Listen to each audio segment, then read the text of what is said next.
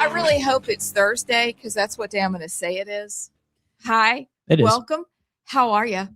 I'm Amy Beth. She's Allison. He's JP. You found the right side. And buckle up for a day of mayhem and wonder. You won't believe who's coming on the show. Guys, who's coming on the show? No Mo. Okay, good. I was hoping No you'd Mo say that. Magamo. Everybody's favorite, Mo Brooks.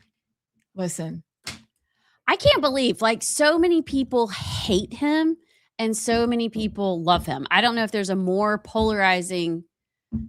Can y'all think of another more polarizing subject? Not in the state. At least. not right now in Alabama politics. In the past, I could have maybe said a few names, but now Maybe Roy Moore. Probably Roy from the past. Yeah. But you either like him or you don't. He is not a figure who gives you the option to just go, Mo. I love Mo. I love Mo. I'll say Mo Brooks came on my sports show when I had one, what was it, 2 years ago? And we would do pick'ems at the end where you pick 10 games. And he was the only guest that got all 10 correct. Of course. But what's funny is I was sitting in a cookout with my friends at like 11:30 at night after the last game ended. And I got a text from Mo Brooks. It was like, I went 10 for 10. Like he was watching. He was watching up to the end. But yeah, I love Mo. My family, Chris's family, is from Huntsville, and they said they will always remember that he was the first politician way back in the day who knocked on their door and asked for their vote, and that stuck with them. Mm-hmm. So, regardless, he is an epic figure in Alabama politics, and we don't have to like somebody to listen to him. Like we've made our feelings the driving factor as to whether or not we accept something. But he is very much worth listening to because he has a perspective that maybe you've never thought of before. And today's information that he's bringing is so interesting because it has everything to do with our politics and how they're funded and what that actually means. I don't know if we want to kind of preview it now, but this whole gambling money that's coming in from DraftKings and all these outside state influences, they've started these PACs to funnel money to candidates. And Mo is in a race and he's running against an opponent that is rumored to be supported by some of these entities. The thing is, it's not illegal. It's not illegal to take gambling money. It's not illegal the way they are running these PACs. Now, it's the Alabama Elections Fairness Act or something where I think maybe there could be an issue there. But in general, everybody uses PACs. Everybody launders money through PACs. Everybody uses 501c4s. Even the good guys. So it's hard to differentiate who's good or bad based on the mechanisms where some of this money goes through. Personally, my issue is, and let me just say, I am totally anti-gambling. I'm anti-online gambling. I'm anti-casino gambling. I am even anti-lottery. I have too many personal stories too close to me where I have seen gambling destroy lives. And whether that's right or wrong to be emotional about it, I don't really give a rip. It's where I stand.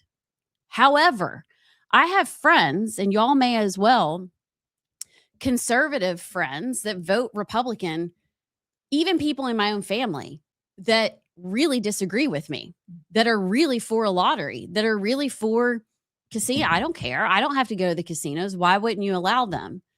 So it's a discussion we can have. And if you are taking gambling money, there's nothing illegal about that. But don't try and tell us as voters, well, I don't know, let's just have the discussion. Like if you're for gambling, just say you're for gambling. Just say it. Because isn't it almost always the people who say, let's have a discussion, who just so happen to be taking the money? The people who are not, let's have a discussion. Remember when Hillary Clinton had her listening tour all those years ago? They want a listening tour about gambling. No, If you're against gambling like the both of us are, and we understand what it does to communities and to individuals, then we don't want to we know its impact. But it's people like that are like, well, we should talk about it. No. Like just yeah, be honest. Just say be honest I'm for it. and let the voters actually decide based on how you will vote. Don't hide behind it. If you want a casino in every corner, say it. And that's fine. And there are actually some conservatives that will vote for you. Mm-hmm. But at least don't treat us like we're so stupid that we can't make a decision, that whatever. And that's the part that bothers me the most. Until there's campaign finance reform, this is the system we live in.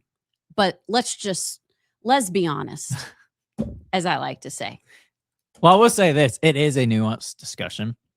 I think it was actually one time we talked about gambling, and I think it was Allison. We put up a reel or short or something, and Allison said something about how it's a nuanced discussion. The gambling conversation is, and it is. And I remember, several conservatives were like, it's not nuanced at all. It's not nuanced at all. It is nuanced. It may not be nuanced in terms of if you're pro gambling or against gambling, but the conversation as a whole is not just like, it's a nuanced conversation. So, it's not just black and white in terms of, who gives you money? What does it mean? And then obviously there's the nuance of, are you pro clean lottery? Can you have a clean lottery? Are you for all gambling? Are you for, like, it's not just a simple yes or no. I mean, it may be yes or no if you're pro or against gambling, but the conversation itself is not, just a simple one.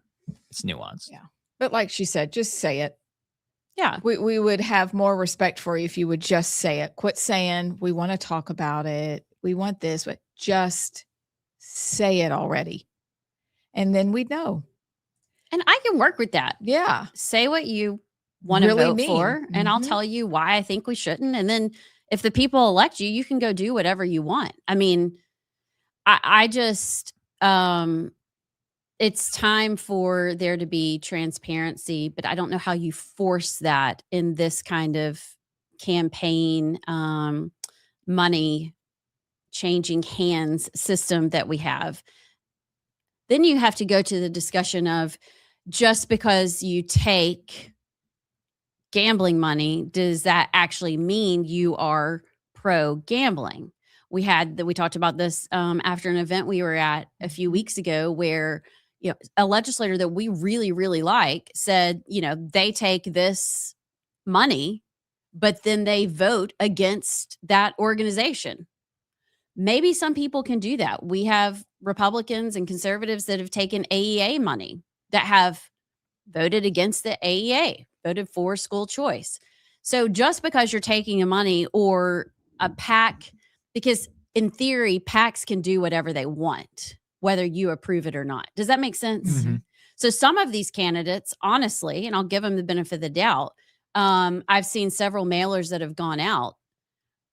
To some extent, you can't really, if they decide to give you money, even if you don't want it, you can't really do anything about it. Yeah. However, in general, a PAC is not going to pour money into somebody that won't do what they're asking. That's generally. Right. So it gets very icky. And I think that's where it is, would really work well for legislators to just come out and say where they stand. Go on the record publicly. This is what I stand for at this time. Then you take the whole PAC out of the whole equation because you're saying it to the PAC and you're saying it to the people. Do you see what I'm saying? Mm-hmm.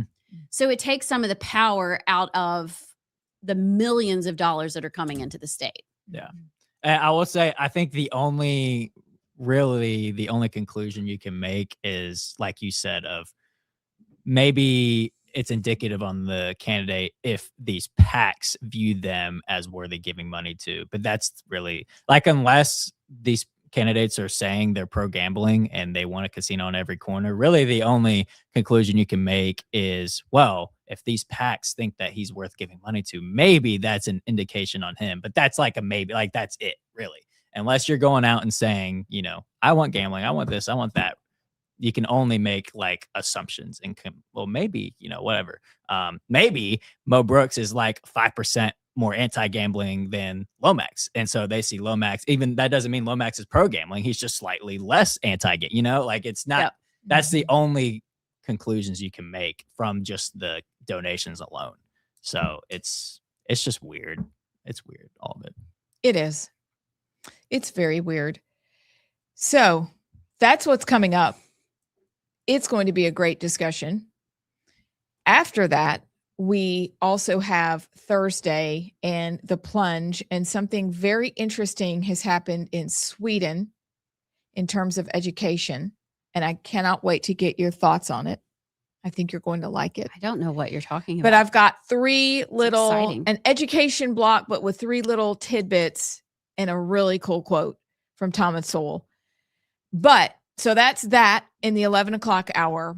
This morning, though, before we get to the montage and perhaps a quick look around the Twix for what's trending, there was a Democratic gubernatorial debate last night, and JP was the one who saw fit to fill us in. JP from the field. I'm kidding. He didn't From go. the field. From the Please field. pull up. If I send you a video, can you Perhaps. okay.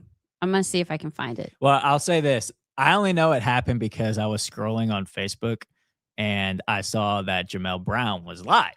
And typically when I see that, I stop and watch, no matter what Jamel. Oh, I thought you said alive. No. Like, okay. On live on Facebook. Okay, here it is. I'm sending it to you. Yeah, there was a Democrat gubernatorial forum last night. I don't know where it was at. It seemed kind of like it was in an auditorium of some sort. But it was like picnic tables with a blue covering over them, like a plastic covering over them. But I see Jamel Brown has the mic and he's speaking. So I go, oh, I got to hear what he's saying, obviously. And I listened for about a minute and he was talking about water. And Water? Yes, water. And he goes, like, look, he has a water bottle in front of him. He goes, like, look at this water bottle right here. If you go to the back of it, you'll see all these chemicals, all these things in the water bottle that are killing you and killing us. When I'm governor, our water will be pure. That's how he said it. Our water will be pure. There will be no nonsense killing you in these water bottles. And I'm sitting there, I'm like, okay, how as governor will you have any? Anyways, but he went on his ramble about water and his plastic water bottle. I was like, okay. And then it went to a lady who I don't know who this candidate is. It's I saw her. It's Flower. She was in our gubernatorial debate that we did. That lady? What's her name? Yeah.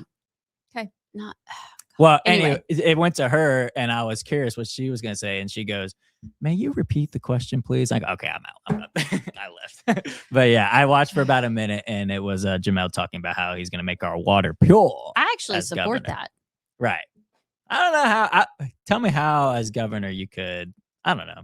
Well, you can regulate. I mean, when that water bottle heats up in your car or in transportation, getting to the store, you got some chemicals flowing into it. That is true, I guess. The microplastics. Did y'all also know, though, that one of the studies they did about microplastics, some of the plastics actually came from the gloves of those testing the water and not the water itself?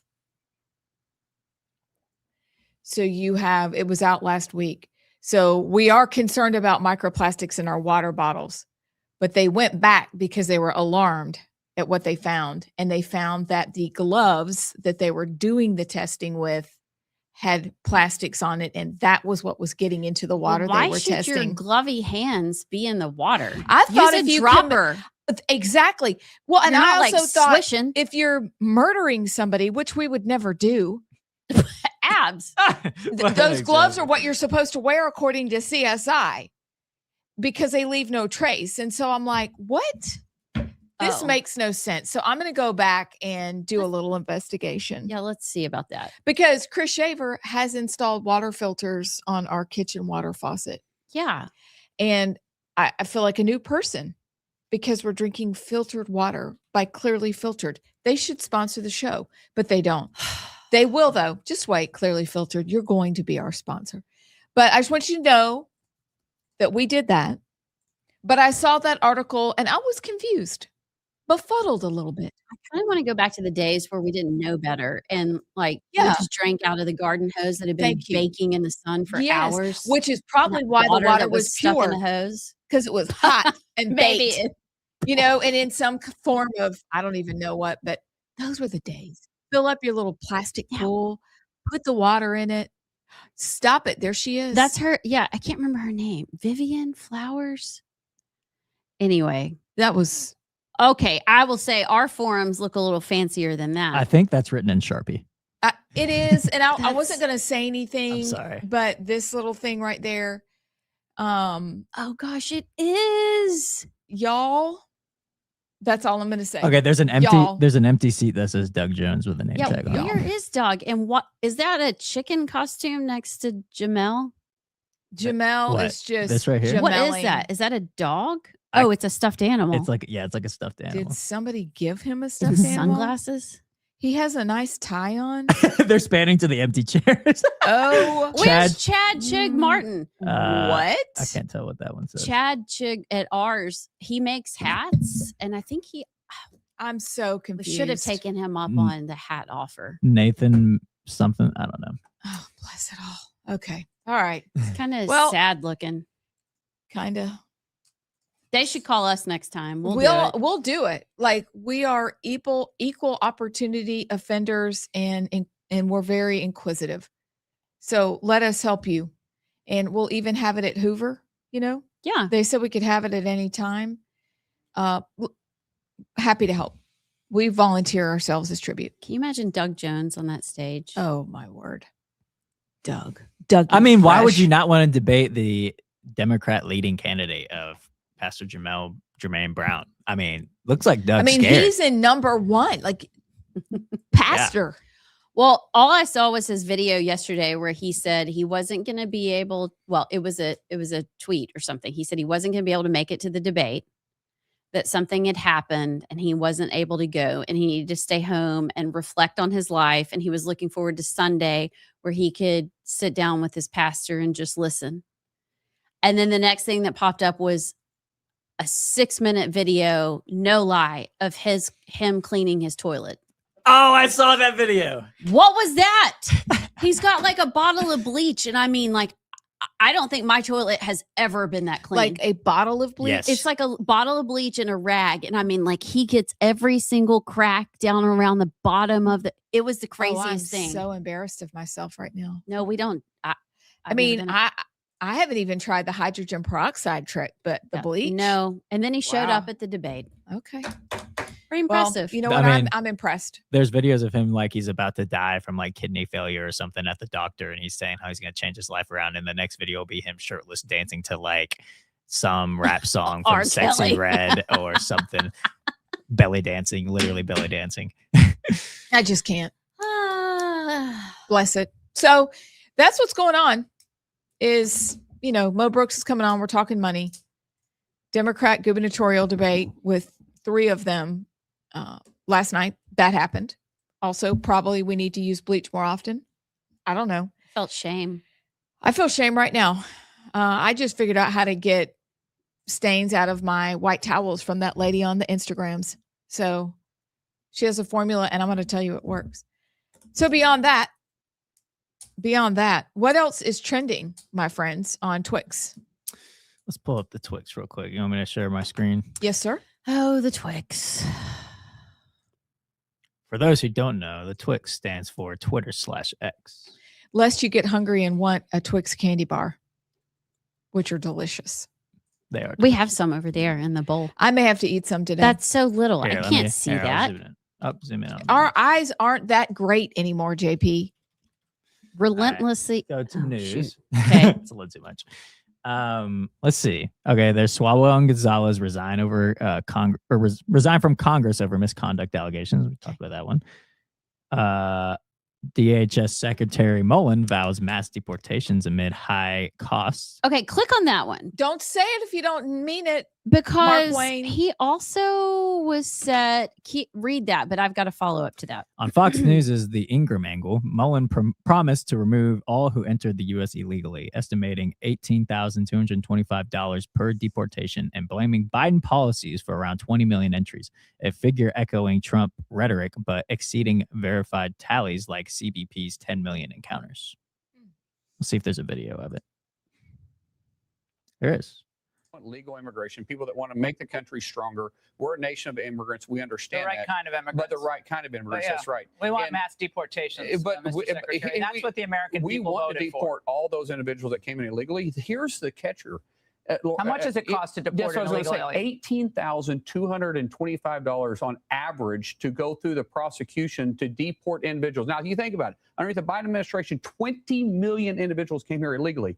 If we go through the process on every single one of those, do the math on that at $18,225 per person. Well, why does it cost that much? Well, because of the way the laws are written and the way that they can claim asylum, the way that we have to provide the attorney for the individuals, the way that they clog up our judicial system, and then we have to pay. Yes, and then we have to pay to deport the individual at the same time. All right, stay there. Go back to the very beginning, because that's what I was looking for. Everybody listen. I think you caught it. Okay. Yeah. That we want immigration. We want legal immigration, people that want to make the country stronger. I noticed that too. I mean, that's the talking point, obviously, but I hate that it is. So our friend Scott Beeson, who was part of the Beeson-Hammett Act that went through the House, the legislature years ago, he would always say, be so careful when you start saying we support legal immigration, because he starts talking about how expensive it is to deport these people. Are they just going to make everybody that's here legal? That would be amnesty. Yep. Make them legal, and then you can say we're for it's legal immigration. Yeah. Well, here's the part too of okay, so say the same people who cross the border somehow come in legally instead of illegally. Does it change who came in? Does that make sense? Like, I guess you could argue that they'd go through better vetting and such. But it has the same effect. You know what I mean? So I don't know. And like you said, if you say, oh, it's so expensive to deport all these illegal immigrants and we're pro-legal. Okay, you know what? Y'all are good. And from here on out, we're not letting, that was Reagan's biggest mistake of his presidency. Yeah, it was. That's very concerning. And I'm sure you, our audience, heard that too and went, what? So they're softening the mass deportations with that kind of language. Oh dear. I think we'll just have to wait and see before the sky is falling, before we declare it like Henny Penny, that this is not great.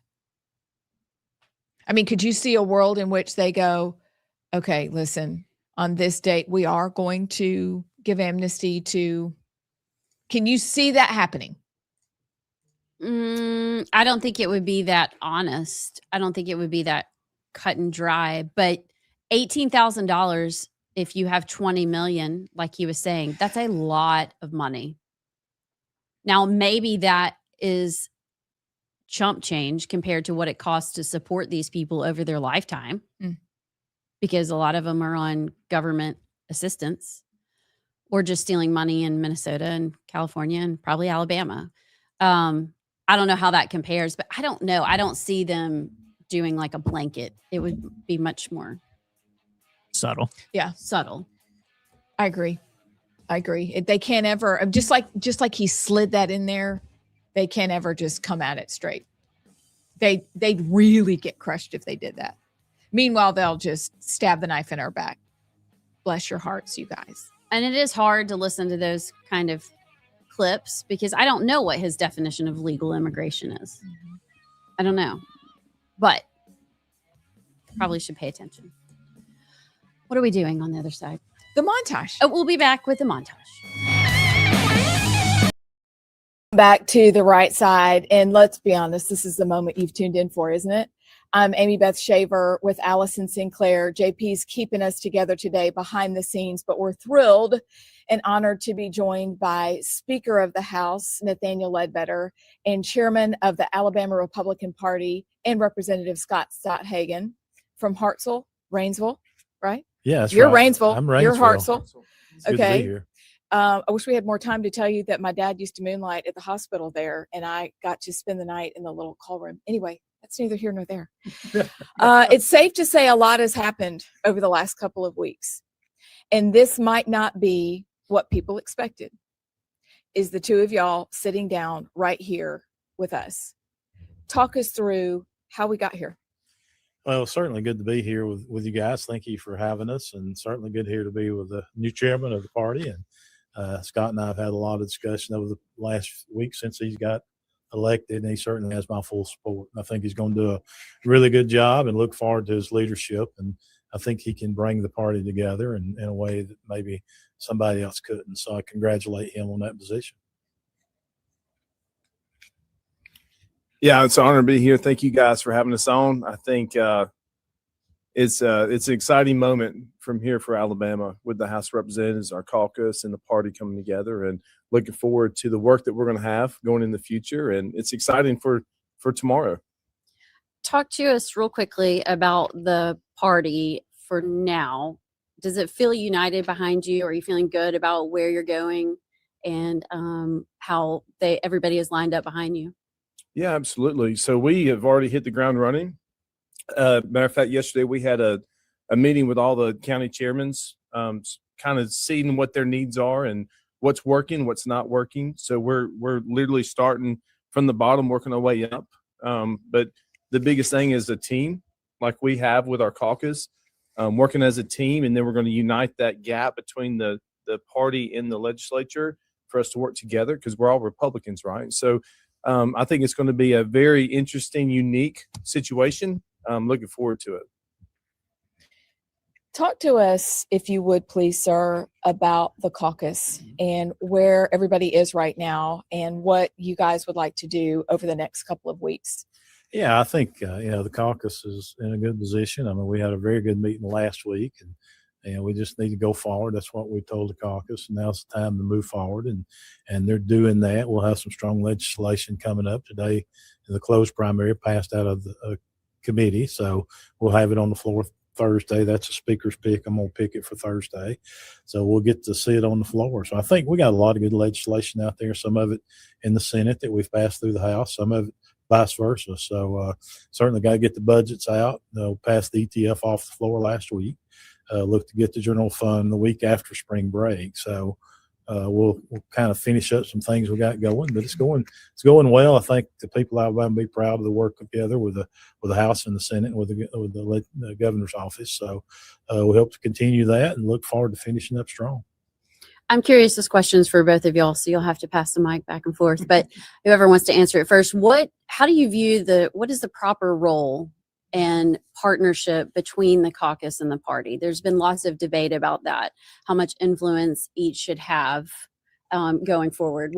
How do you feel about the relationship? Well, I will say, Scott and I have talked about that already, and he's got an idea that I support of getting me and the pro tem and the governor-elect together and sitting down and looking at some bills that we can all agree on.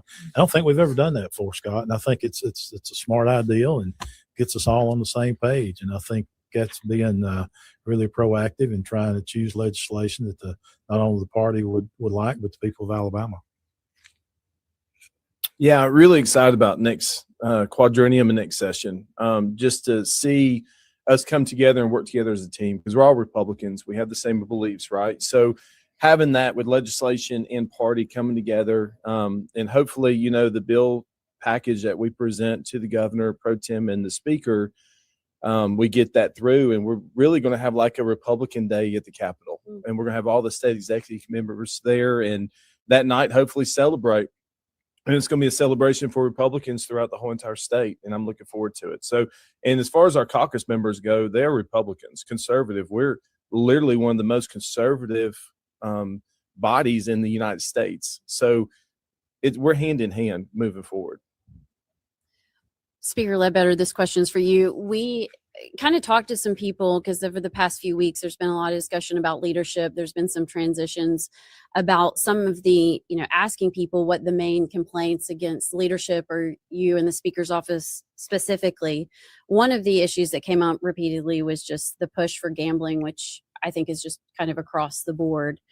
One person said, though, that too often the priority seems to go to bills backed by special interests or those closest to leadership rather than allowing a fair, open process where conservative priorities rise naturally. What do you say to those criticizing you and the agenda of leadership? Because if you look, you have passed some really conservative things over the past quadrennium. Yeah, I mean, if you look at the record of this last quadrennium, I mean, it doesn't, just look at what's been passed. There's no question this is the most conservative quadrennium this state's ever had, period.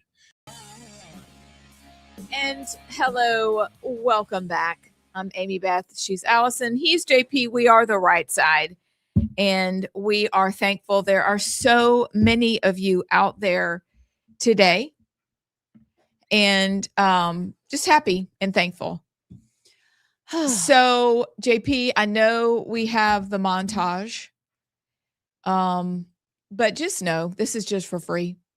When we're talking about all of these issues, some of these people we're learning about right alongside you, like in the moment. So that's just for free.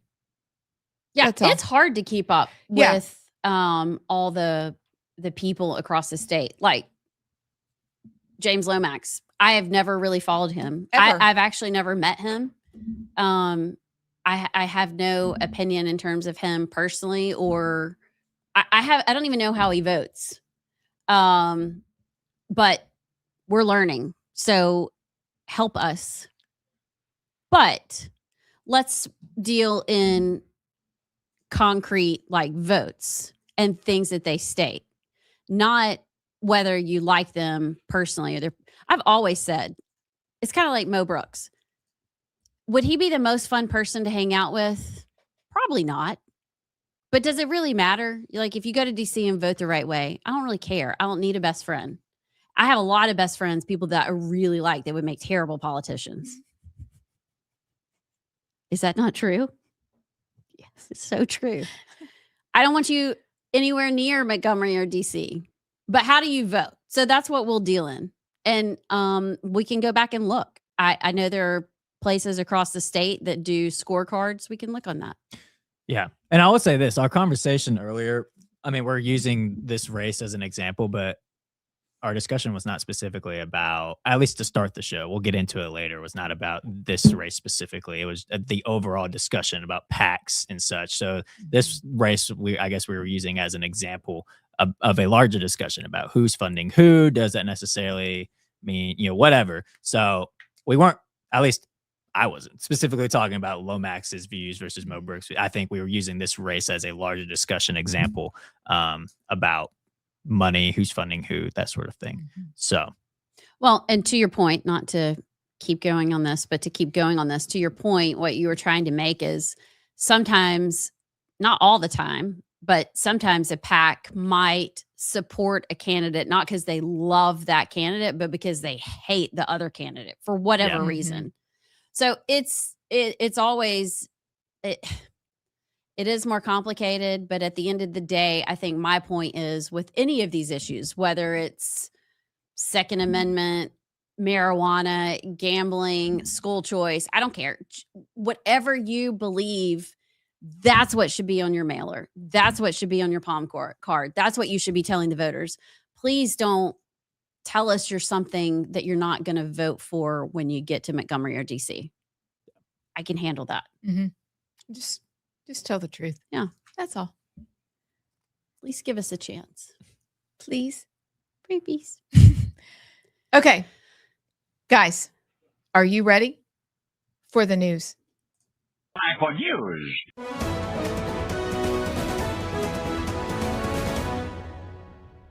When I ran for mayor, I said I was going to tax the rich. Well, today, we're taxing the rich. I'm thrilled to announce we've secured a pied-à-terre tax, the first in New York's history. This is an annual fee on luxury properties worth more than $5 million, whose owners do not live full-time in the city.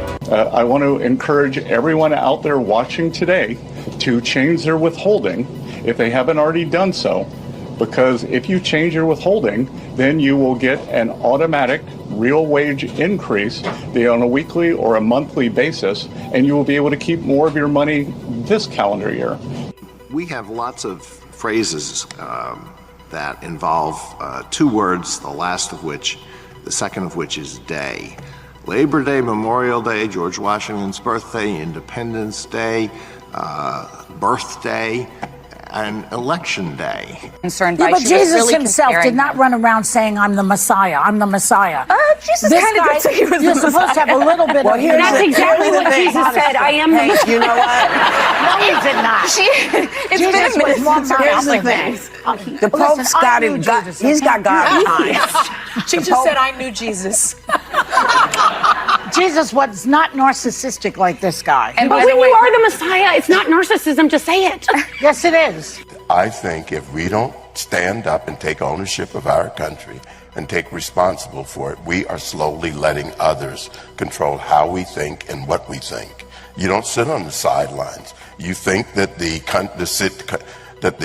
state is being run and inconsistent with how you feel, then you get up and you participate. The OG. That one wasn't in my list, but I saw it this morning and thought it was too good not to The include. OG, Clarence Thomas. Can I just start at the beginning because it supports what I was just saying? Like, let's be honest. Hats off to Mom Donnie. At least he's honest. Right. He says he's going to do it and he did it. And he says, hey, you heard we're going to tax the rich? And hey, we are. Watch this, bruh. Wish Republicans were like that. Not with that policy, obviously. No, yeah. But it's refreshing. It is refreshing. In a sick way. I wonder if he will be like Kathy Hochul and ask the people who are now making imminent plans to move out of the city or to sell their residences. I wonder if he'll ask them to move back once that tax base is completely gone, because he's such an idiot not to know that that base is what funds his city. So yes, he's honest. Great. But number two, he's wiping out his city, which is number three, his plan. So that then they have to depend on the government. And his plan works, where the communism is ushered in. You have to go to the government-run grocery stores, which magically are going to take $30 million to build. And it works. This is what he wants. And I wonder what's going to happen to New York within 2 years. I don't even think it's going to take that long, but within 2 years, since he's followed through on his campaign promise, kudos to you on that, not the promise. What do you think is going to happen to New York City? Well, there will not be groceries in those grocery stores. I mean, we're already seeing it. What was it? It was going to be free bus rides for everybody. Oh, wait, we don't have the money for that. Stop giving money to our campaign. Oh, never mind. We don't have money. We need you to start giving. It doesn't work. But hey, try it. Try it.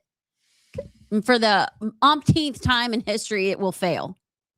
I mean, that's like going, if that government runs the grocery store, and they will, you're going to it's like going to the post office to get your food. DMV. The DMV, Ew. Not the well-run VAs, the poorly run VAs. You're going to places that you can't stand, even those of you who are for taxing the rich. You're going to have to live with that. How's that going to go? So to provide a little context on what this piedade tax is, it is a thank you, a surcharge on anyone who owns a second home in New York City valued above $5 million. It says this tax is estimated to generate $500 million annually, according to the mayor's office, and would impact 13,000 New York City homes.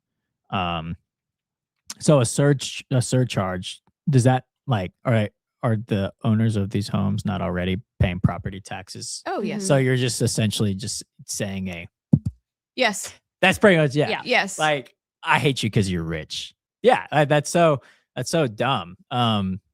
Like, who cares if you don't? That's such a Marxist control policy of I care, or I'm going to control where you live. You don't live here? Well, then you got to pay extra if you're owning a home. Like, screw you, dude. Who are you to tell me, like, I'm a free citizen. I can live and reside wherever I want. I pay property taxes on this home just because it's over a certain amount. And then it's you're bad. And but so if they don't live there, does that mean that they need to pay the surcharge more than if they actually live there? Like it's just such a Marxist evil control situation that, is par for the course with Mamdani, but it's just like so ridiculous. You're a free citizen. You got money and you can have a second home wherever you want to have a second home. You pay property taxes on that home. If you don't want to live there or be a permanent resident there, then that's your decision. Mm-hmm. Why are you saying, oh, well, you got to pay more because of that? Really? We know it punishes production. We know that it is a worldview based on envy and jealousy and laziness. But I'm reminded of this simple question. What poor person or what person that maybe is not where they want to be yet has ever created a job for themselves? It's the people who own the second homes that bring the jobs to the city, isn't it? Who are the ones who are creating wealth? You may be on your way up, and you should want to be on your way up. That's the beauty of America. But then to create a system where you're going to lock down on the creators and then punish them for that, that's the epitome of foolishness. Also, he comes from an extraordinarily wealthy family. Yeah. So pot, meat, kettle. Yeah. Well, I'll add this part. This is going to backfire because you think these wealthy, savvy homeowners are going to stay and keep their homes and pay that surcharge. No, they're leaving town. Okay. So you're actually, I don't think this is going to be the victory that he thinks it is, because they're like, no, I'm not paying that. See ya. And yeah, then you lose the wealthy homeowners in New York City. And yeah, it's totally going to backfire. Mm. This is kind of like the when is it okay to kill your baby in the womb? It's okay at 6 weeks, but not at 5 weeks, 6 days. Or, donating to a campaign, giving 10%. Well, if that 10% is only $10,000, not $100,000, then that's okay. Rich is relative. Someone is always richer than you. Someone is always poorer than you. So why $5 million?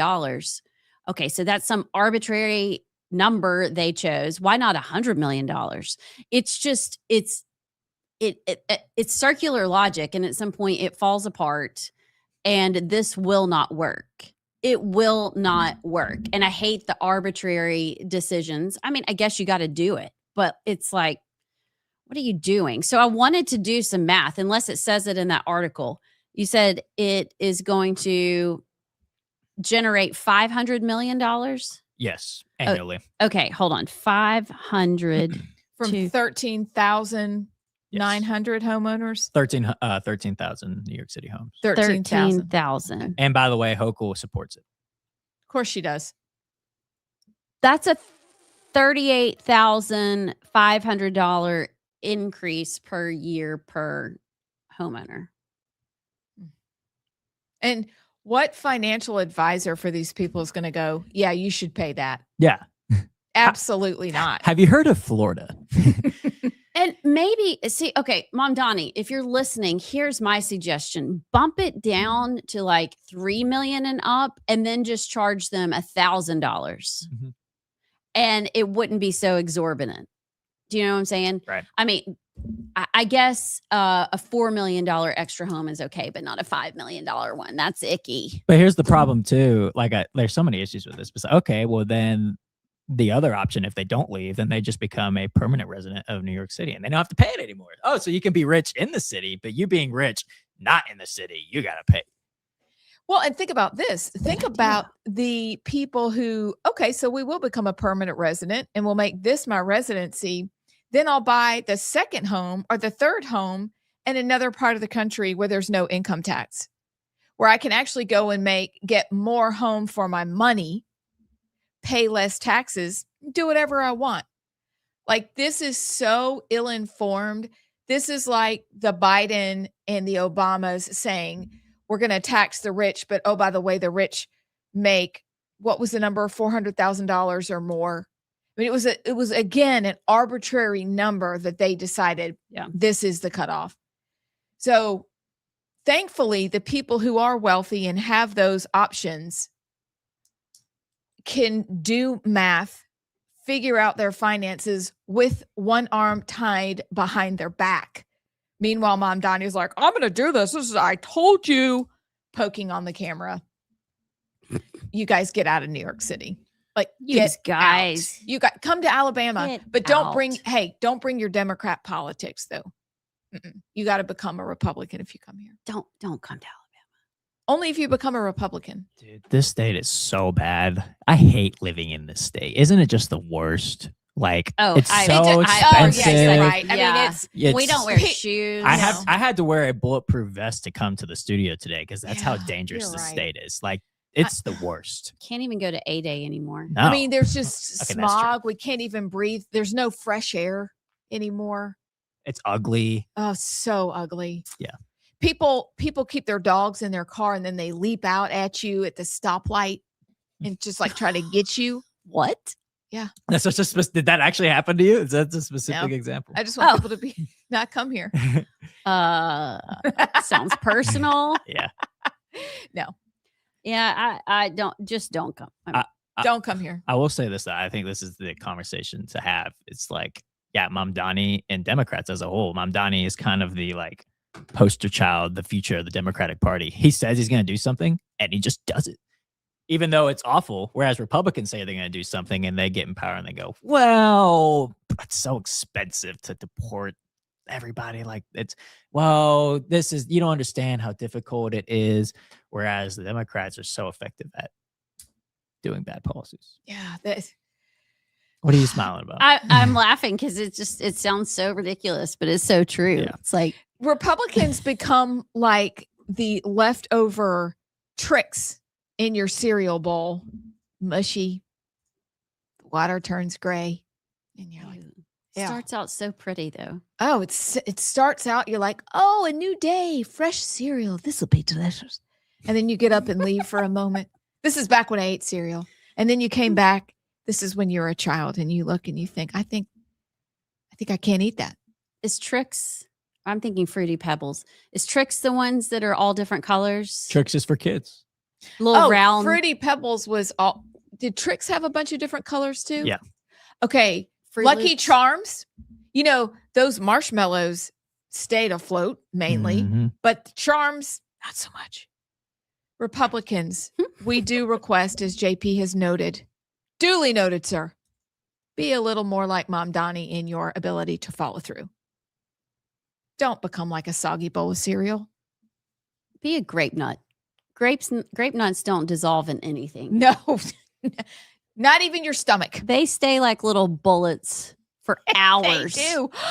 Oh, I mean, did your grandparents eat grape nuts? Oh, my mom ate grape nuts My and yogurt. dad ate grape nuts every single morning. Oh, grape nuts. You know, you go to other kids' houses and you're like, oh, people have like Frosted Flakes. We have grape nuts and Weetabix. Shredded wheat. It's terrible. And then you have a half of a grapefruit. Stop. With honey, if you were lucky.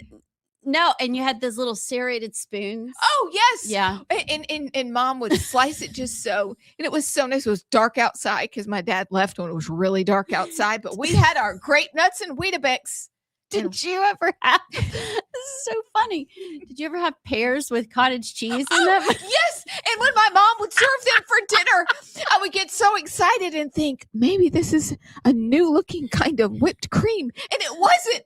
It was freaking cottage cheese. Pear. And it tasted like sadness. That's what it was. It was disgusting.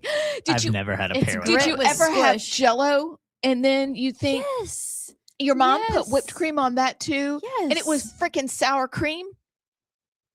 She would put sour cream on her. Okay.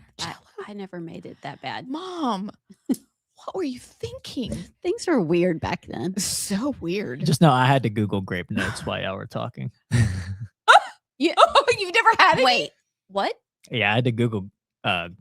You've never heard of grape nuts? I mean, when I looked it up, I've seen the cereal before, but I've never Can you had please them. show me a picture? Do they still make them? Oh, yes. Yeah, let me see if I can. I think I may have to get a box of grape fruit nuts. salad out of the can in a little tiny bowl. We thought it was delicious. Those cherries were like, or remember those mandarin oranges soaking in syrup? Yeah. That was me. I was the mandarin orange kid. Oh my gosh. Did you drink the juice? Oh yeah. Oh man. And when they started coming in little cups, you were like, there's a grape nut. Heaven. Oh, yep. Yep. Those are fancy though. That's what my grape nuts look like. You had fruit? Oh yeah. My mom didn't hesitate to put fruit on anything. Oh, see, mine was just like prison food, just brown and white. There's a new brand of grape nuts called D's though. Did y'all see those?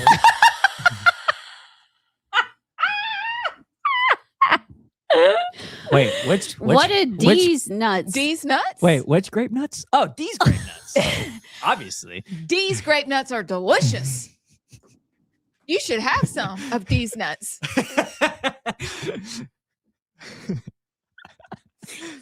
It's not time for a break. Y'all. Okay, we got to pull it together. I don't know how we got there. Let's be serious, please. Oh, serious. If we want okay, to take everybody, it game face on. Please make a reel of that, though. Oh, I will. Reminds me of my childhood. Clock. Boy, that was so good. Clock it. Clock it.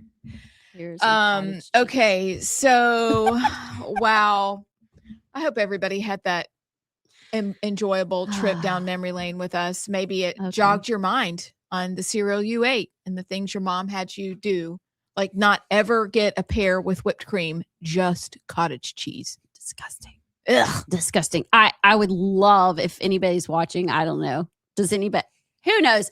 Literally, we sit in here and think it's just like the three of us and maybe one person in our family that watches. Yeah. Until we get text and we're like, oh, hey, you're Text out there. us the weird things you ate growing up, because one thing that Jared ate, this is weird. Okay, hit us. I'm sorry. And then we can move on. But this is strange. What? Toast. This was at his grandparents' house. And I think it was like government assistant stuff. It was like toast with cauliflower and government cheese on top. Oh, that's wow. Huh. That may not be so bad. That's the most sad thing I've ever heard. We had cauliflower with cheese, but not on a piece of toast. Yeah, that was like, okay, anyway. If That's y'all a- have weird things, That's please a text us. That's a whole thing. Yeah. No, mine was just the grape nuts and the pears like you. The grapefruit. You got me with that. We are the sisters from another mister, but we are remarkably similar. Okay. It is weird. All right, then. Okay. Real quick, Bot. Well, we got about 30 seconds for the That's break. it? So Well, this clock only says 10:52. yeah, it's 10:53:20. All right. Well, but this just not enough time then about the Fairhope costume lady found out. Oh my gosh. Okay, no. This is the perfect amount of time because we don't need to give her any more time, but it is funny.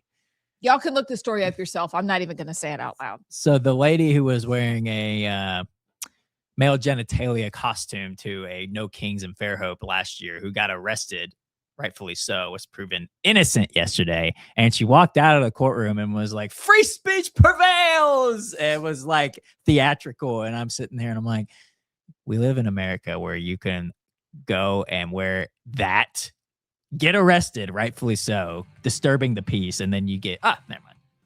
You're good. Because that's what she was arrested for, disturbing the peace and resisting arrest. But was she arrested for the costume she was in? I think so. I'd have to look deeper at the case. But yeah, I think she was arrested for disturbing the peace, wearing a provocative costume, and then resisted arrest. Because I kind of, I mean, she's a total tool and she came out in a mask. Yeah. Ugh. But like, no, you can't. I wasn't sure how I felt about her getting arrested for wearing that. Think about if your kids. I know. We do have to have some sort of community agreement as far as right. Like if we want to be, there are decency standards. Right. That may be one we would need to strongly consider. We need to go to break right now. Bye. record as Speaker and Majority Leader, it's the most conservative the state's ever had. I mean, all you got to do is look at what we've passed. You know, if it's DEI, or if it's, you know, the Choose Act or whatever, which we led the charge on helping getting that passed. It was a pick. You know, a lot of things when Scott passed, the boys and girls bathroom thing. I mean, this has been the most conservative 4 years that we've had. And as far as the special interest group, they all stay in my office and they'd know more about what they're talking about. Because there was 2 of them in there Friday that I told them no. And one of them was Alpha on an ambulance bill that I think could serve rural Alabama very well. And the same thing with Blue Cross and those people. We tell them no more than we tell them yes. And so I think people that says that need to probably work a little bit harder to figure out what is going on, and they wouldn't have to make statements like that. So then on the heels of that question, what did it mean to have 75 members of the House, Tuberville, support you? It's humbling. I mean, it really is. I didn't ask for that. I mean, they did that on their own. And of course, Coach has been a friend of mine for a long time. I chaired his U.S. Senate race. And so, but to have that many members and Scott being one of them that signed that document, it was very humbling. I mean, it really was. And, you know, the thing about it is, I think it's easy sometimes for people to say negative stuff about people they don't know. And the problem with that is it doesn't just affect the person you're talking about, it affects their family. You know, whether it's their grandkids or their wife or their kids. And sometimes I think we have to be mindful of that. So, you know, to see after on the backside of it, to see that and to see our members come together and support me, it's really, really humbling. It's hard. It is hard being on the outside. You know, we're not privy to a lot of the discussions that are had in the halls. And hopefully this can be kind of a transition point of inflection for Alabama, for the legislature, for the party, for the people. And that's a question I have for both of y'all. Is this a turning point for the state of Alabama? It felt a little bit like crossing the Delaware. We were like, oh, we're in new territory. And then being here today, I mean, this is huge to see y'all sitting down together, kind of tackling this head on. I know the people of Alabama will appreciate that. But moving forward, and you mentioned a little bit plans to open up discussions. Can you expand a little bit more on that? How is this different, and how are we going to put this behind us? Yeah, so I mean, our caucus has always been together, right? So we are a team. We're kind of like an executive session when we're in caucus. So the things that we discuss and things we talk about are with us and our team. As far as moving forward in the future, I think, you know, with the party members of ALGOP and then our caucus, I mean, once again, we're all Republicans. We're all on the same team. Some of us serve at a different capacity than others. Some are more vocal than others in the party side. And we've got to respect different personalities. Y'all just had Ernie Yarbrough on the show, for crying out loud. He's a different personality, right? So he is very passionate about his beliefs. And you just got different, it's like a family, you know, you've got different personalities in your family. And I think moving forward, I'm extremely excited about tomorrow. I really am, because I think it's going to be something that our state has never seen before. The leadership in this body and then also leadership in our party, we are literally going to bridge that gap that literally we have never seen before. And I just cannot wait till it happens. So staying with you, sir. Oh, okay. Just real quick. Sorry. Next time we're going to be sure and get you a smaller microphone. That's okay. The only thing that would have made it better is like a little fuzzy dice, you know, making it look like that. I think it's supposed to sit on top of it. It is. And can y'all not afford those either, man? Come on. We can. This turned around so quickly, and we're so glad to be here that you gotta, you know, we're making do. Yes. Okay. These are awesome. I've always wanted these little lapel mics. I'm just saying. Why did you want to run for ALGOP chairman? Yeah, so it never was on my radar, to be honest. I don't personally believe in titles. I believe in making an impact, the biggest impact I can. And there were certain things that took place after several phone calls and laying in bed.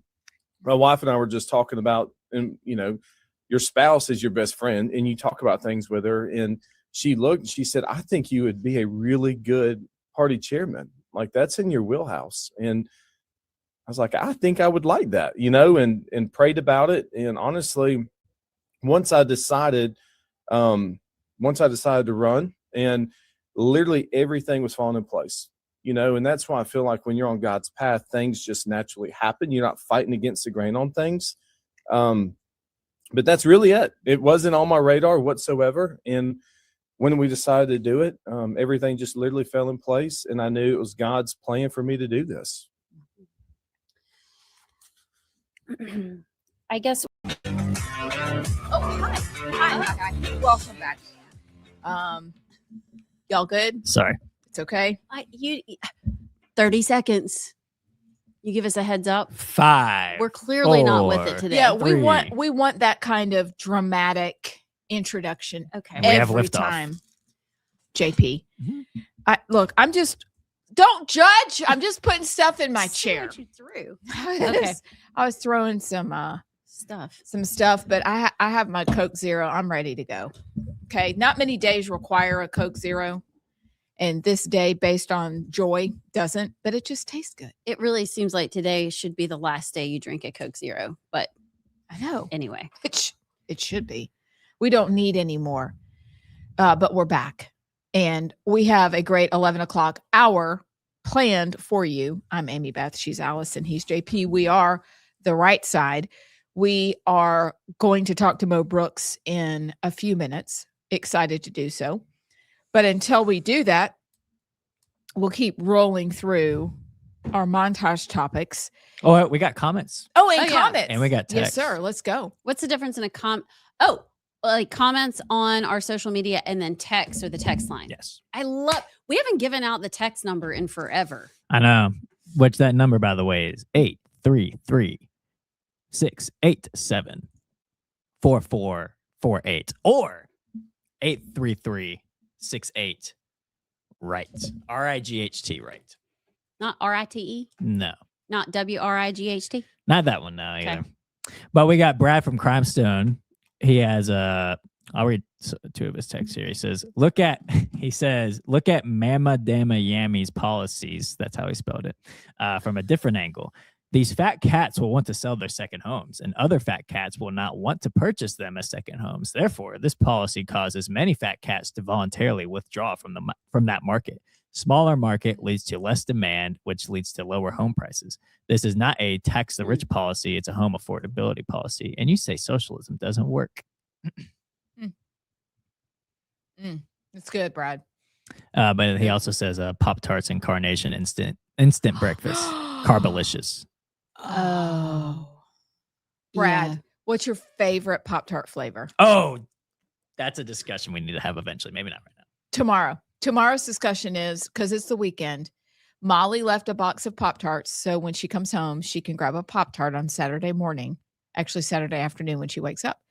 Y'all text in Saturday for afternoon. tomorrow what your favorite flavor of Pop-Tart is. Okay. That's easy, but okay. Yeah, I got mine too. Okay, tomorrow. Barbara from Trinity, Alabama says, I stand with Allison against gambling. So it's okay, I suppose. The legislators can legally take PAC money, but if they vote for gambling when the people they represent are generally against gambling, they are compromised. Sounds too close like bribery to me. It's good. Can I just say one thing to Barbara? Yeah, go ahead. And the world.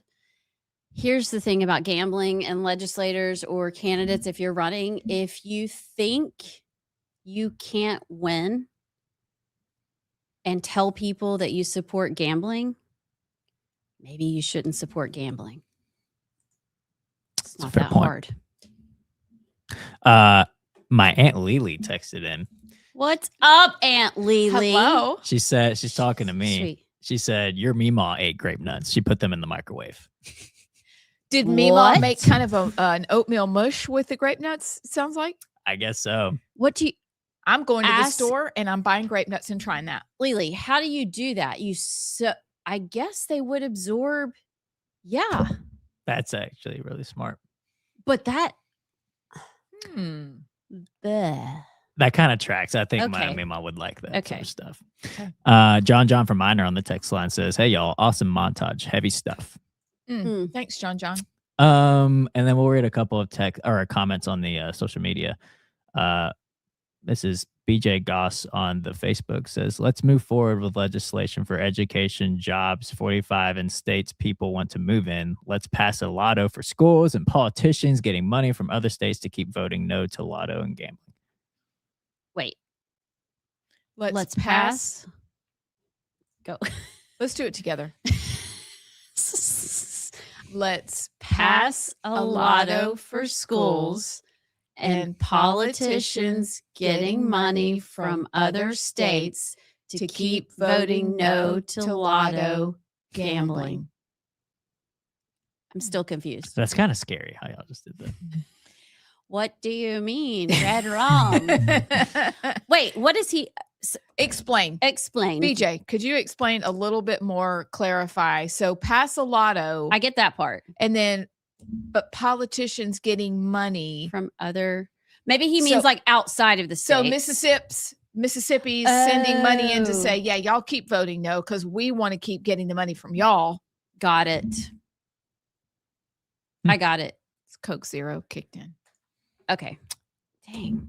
Also, I'll just say, George Patton on the Facebook said my answer, and he's correct. That's the s'mores Pop-Tarts are S tier, the best ones. That's what Molly left behind. God, they're so good. Wow. That's a new one though. I think when you're old school, I am plain strawberry toasted with butter. Wait. That's a classic. No frosting. No. Plain. Yeah. Wait. She doesn't want Wow. Yeah. But you got to toast it. And then you eat the edges first. Then you eat the middle. Interesting. Yeah. I mean, yeah. I'll just say last part, I got the cinnamon in school. I love cinnamon. You go to the school cafeteria while you were putting in your lunch order, you walk by, grab a cinnamon Pop-Tart. That's toasted with butter. Cherry is like right beneath it. Toasted with butter. Okay. Preach it. Okay. All right. So, you guys, what we have coming up is a great conversation. But before we get there to do that, we'll start the conversation on the Supreme Court likely to side with National Election Day. That's exciting. And then after our conversation with Mo Brooks, I would love to jump into Scott Bessent, Trump, income tax withholdings, because it made me go back and look at the whole income tax in general and remind myself of the history of the income tax. So there's that coming up, and then a plunge after that. But do you agree with the politicos on Twitter that it looks like the Supreme Court, the Supremes, as Rush used to call them, are going to side with a single National Election Day, not election week? What are you hearing? Well, based on what we historically have defined as a day, just like as Alito was saying, that makes absolute sense. And a day is a day is a day. A day is not a week. Last time I checked, it's not a month. It's a day. So it makes sense, but we don't historically do rational things anymore. And so I don't know, but I think they should. I think the world will melt down if that's the case, though. Oh, I agree. They will melt down. And then though we will be the scorn of the world, because even third world countries who do allow voting seem to do it in one day. Right. They seem to use ink on their fingers to show that they voted. They seem to use paper ballots, and magically they can count in one day the people that we're supposed to pity above all else. And here we're like, well, we need a couple extra days for all the disenfranchised. Yeah. Really? Yeah. We needed that just for a few years. What happened to all the people before that? So I genuinely pray, that they will side with election day. And then we'll be done with the nonsense. And we'll at least put some sort of cap on the cheating that's gone on. And that's the part that they will lose their minds over. Yeah, if we can't get the Save America Act, this would be a step in the right direction. I don't know why it would take us so long. I mean, if you don't have any dangling chads, it should be really quick. Easy. Simple. I mean, dangling chads. Man, do you remember that? If I heard This is a PG show, Allison. I wasn't even alive for the You dangling weren't. chads. I know I did a school project on it though. Did you? Yeah. It was a whole thing. The world was transfixed. Wait, that was 2000 was that the 2000 election? Yeah. Okay, yeah. It was. Yeah. We were all like, what is going to happen next? I just remember it's kind of like during COVID. If I heard Andrew Cuomo say ventilator one more time, I was going to punch my TV. I knew you were going to say that. Dangling chads stuck in my head. Anyway, we need an Bush election day. v. Gore. Dun, dun, dun. Walking up the steps. Ugh, that was suspenseful though. It was back when there were 3 channels and that's all you could do. Basically. I mean, yeah, we had some cable channels, but that was all we did. Yeah. Was we watched and waited.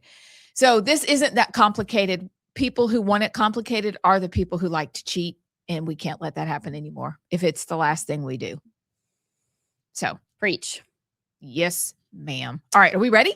We do have the congressman on the line if we want to get started. Let's do it. Congressman. Hi. Hi. How are you today? Doing wonderful. How about y'all? Are you on a ladder? Are you cleaning a gutter? What are you doing? Am I on a what? Every time we talk to you, you're like replacing a window, you're putting shingles on your roof, you're climbing a ladder. So we just thought, what's the house project today? I was wondering if I heard you right. Not everybody starts out an interview with, are you on a ladder? I heard some rustling, so I No. just assumed we were in the middle of a project. I am. Well, I'm always in the middle of projects, but no, I am not on a ladder. Okay, good. Good. Glad. Tell us, we did a story and talked about your investigation into some of the gambling money that's coming into the state. Allegedly, you have an update to that. I do want to be sure and cover the Alabama Fairness in Elections Act because I am not 100% familiar with what that is supposed to do. So at some point, talk to us about that and what you were finding with some of this gambling PAC money. Well, it's the Fair Campaign Practices Act is the proper name for the legislation that passed when I was in the legislature. I helped maneuver the Democrats into a position where they had to bring it up and pass it. And of course, I helped pass it. And what it does is it helps the public understand where the money's coming from for these legislative, state, and other races. And the reason that is important is because the public is pretty smart about a good number of special interest groups. They know what some of these special interest groups stand for. And if you know they're behind a candidate, then you have a pretty good idea that the candidate is going to do what those special interests won't done. And that may affect your opinion as to whether you like or dislike a candidate. And we've got 2 tracks of money coming into the state of Alabama in this election cycle in unprecedented amounts. It totals over $28 million. Okay. Think about that for a moment. That's probably 5, 6, 7 times more than any special interest group is spending on elections in the history of the state. And these out of state and out of country gambling moguls have created 2 tracks by which the money comes in. One track is the gambling moguls give money to what's called the Sports Betting Alliance. The Sports Betting Alliance then gives the money to political action committees in the state of Alabama, either the SVNB PAC, nice and innocuous, and you don't know that it's gambling money, or the North Alabama PAC, which happens to be run by Steve Raby, who is the #1 lieutenant of House Speaker Nathaniel Ledbetter. So you've got Steve Raby and Ledbetter involved in the laundering of this out-of-state and out-of-country gambling money, much as you have a Montgomery PAC that's rather anonymous, known as the SVNB PAC, that is also laundering this out-of-state and out-of-country gambling money. So that's one track, and that one track adds up to $2.15 million that we have been able to locate so far. There may be more that's come in through that track because these people are laundering it and they're trying to hide it because they don't want the public to know that the source of the money are these out-of-state and out-of-country gambling moguls. The second track consists of an entity that is much more active in the campaigns this year. It's called the American Conservative Fund, which is a nice name if you're going to try to smear somebody's reputation, because in a Republican primary, you see that the source for the information is American Conservative Fund, and your natural reaction is to give it more credibility than is warranted. But the American Conservative Fund money comes down like this. You've got 3 or 4 out-of-state gambling moguls that have put $41 million into a newly formed political action committee formed last November, just a few months ago, called Win for America. And Win for America, in turn, is the sole source of money for the American Conservative Fund. And they've transferred of that $41 million, about $26 million, a little bit more than that, to the American Conservative Fund for the American Conservative Fund to do the dirty work. And they're doing the dirty work throughout the state of Alabama, all the way from House District 20 in Huntsville down to Senate District 34 down in Mobile. And they're spending hundreds of thousands of dollars, if not millions of dollars, trying to smear the reputations of people in these communities who have good reputations and who have chosen to try to engage in public service on behalf of the people they represent. And they're, at least in the eyes of these gambling moguls, not willing to sell out in order to assist the gambling moguls in passing legislation that would make it easier for them to take money from Alabama bettors in an unfair fashion. I call it fleecing. Other people use different words. Now, the problem with the American Conservative Fund and their $26+ million is that they are in violation of the Fair Campaign Practices Act. And according to the very specific, very plain language of the Fair Campaign Practices Act, the American Conservative Fund's conduct is criminal. Okay? Here's how it's criminal. 2 different ways. Way number 1, the American Conservative Fund filed a notice of, let's say, engaging in campaign activity in the state of Alabama with the Secretary of State's office. That filing under the statute triggers an obligation to thereafter file for January, February, and March of this year a disclosure that itemizes and informs the public as to where the money is going and which campaigns are being benefited and which are hurt from the expenditures of this money. So there was a report due for the month of January on February the 2nd. The American Conservative Fund did not file it. There was a report due for the month of February on March the 2nd. The American Conservative Fund did not file it. There was a report due for the month of March on April the 2nd. The American Conservative Fund did not file it. And under the statute, each of those is a criminal offense that carries up to 12 months in jail and a fine of up to $2,000. And for sure, that's for the American Conservative Fund. But I think that it would also include the accomplices, i.e. the individual people who have orchestrated these nefarious activities on behalf of the American Conservative Fund. A second thing that the American Conservative Fund has illegally done is they have sent out mailers or aired attack ads or other kind of ads without proper identification. The Fair Campaign Practices Act says you have to identify who is responsible for this campaign conduct.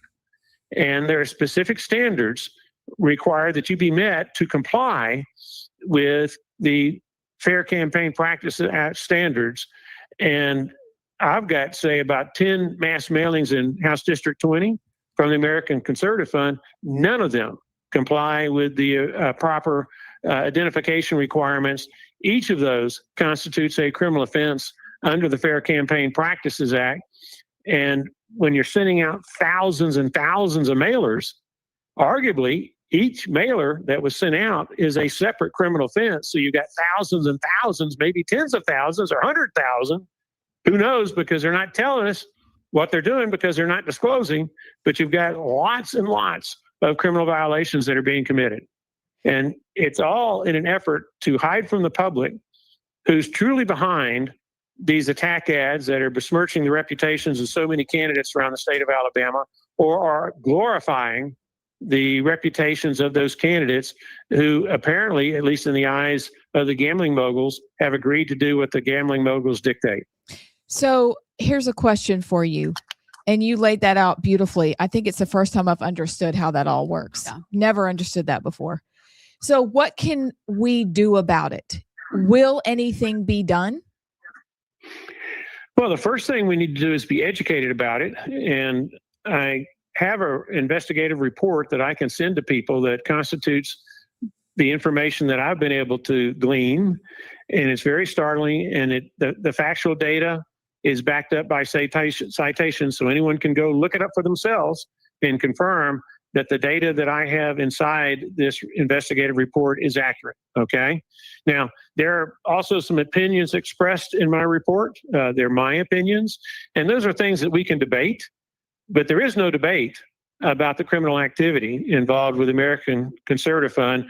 There is no debate that the Sports Betting Alliance has transferred to SV&B PAC in Montgomery or the North Alabama PAC in Huntsville at least $2.15 million, because they have disclosed that with the Federal Election Commission or with the Secretary of State's office. Now, I mentioned there are two tracks of monies.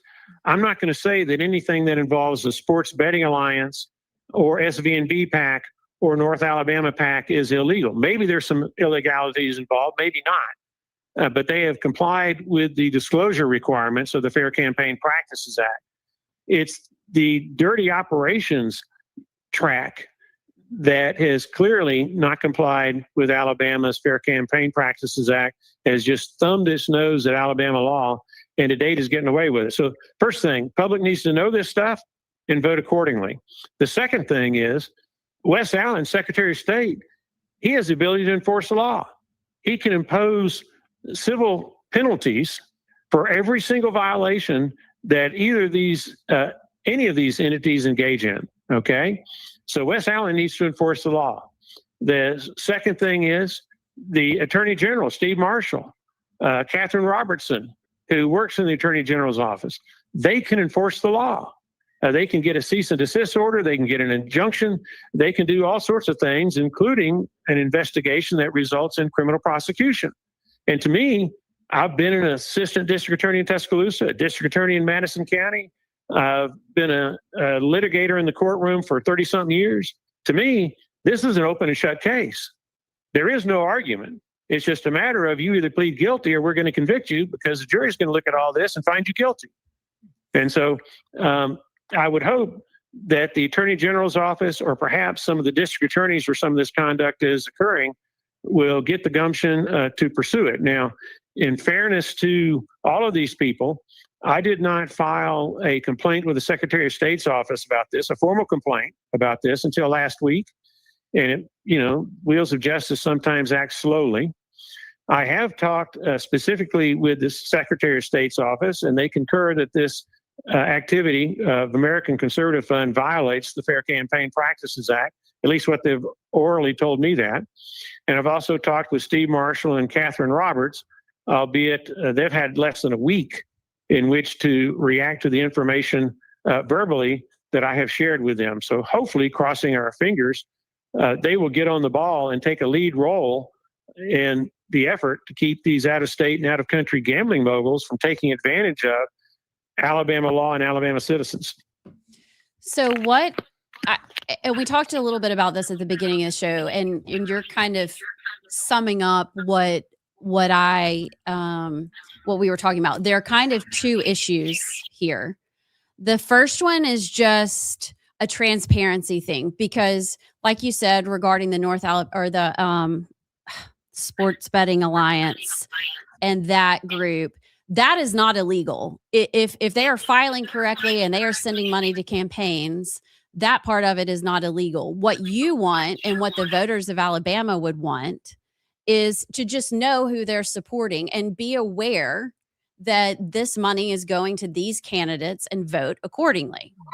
Some people even. One second. Let me interject. I'm not going to go so far as to say it's all legal. The reporting requirements seem to have been met, but keep in mind that it's illegal to purchase votes with the exchange of this money. And there was an article recently in 1819 News involving Steve Raby, in which one of his PACs back in 2010 was charged with, I'm not sure if it was formally charged with an arrest warrant or charged publicly, but it was charged with having illegally laundered $200,000 to Senator Harry Ann Smith down in the Wiregrass concerning gambling activities. And Steve Raby's public response was that, hey, those 4 $50,000 checks were transferred to Senator Harry Ann Smith 2 or 3 months after I handed over control of this political action committee to a family member. So it's not me. Okay. So I don't know if that's going on with the hundreds of thousands or millions of dollars. Well, it's over 2 million. It's being spent through the Sports Betting Alliance. But just do a Google search. We've had double-digit legislators who have been convicted in the past involving the illegal conduct of gambling interests who have bought votes. And I'm concerned it's happening now, but I don't have any evidence that it's happening now. Yeah, I guess just for the sake, there are people on the right that are in favor of a lottery or in favor of gambling, and that to be for that or to be a legislator for that is not illegal. There's nothing wrong with that. In fact, you might get more votes. People might vote for you just because you are for these things. But the lottery's not involved in all this, except to the extent that the Sports Betting Alliance and the out-of-state gambling moguls might want to kill a lottery because that might make the pot of gold that they want from casino and sports betting to be smaller rather than bigger. Then whatever your feelings on gambling as a legislator or a voter, that's up for debate. And that's what you said as well. But then you have the whole other issue of the $26 million that is very shady. And you marked out some illegal activity that you can find in those dealings and those funds that needs to be addressed from the state level. And you're hoping that will happen. You filed formal complaints. Do you have any idea, will this be settled before the primary? Like, do you have any idea of the timeline on this? Well, Secretary of State Wes Allen and Attorney General Steve Marshall and Assistant Attorney General Catherine Robertson and others do their jobs, then they'll act quickly, because we're talking about $26 million going through the American Conservative Fund. At least that's how much money they have just received in the November through March 31st timeframe. 26 million. They can get away with having bought whatever they're going to buy in this election process if our prosecutorial agencies wait too long. So this is the kind of thing where they need to act fast.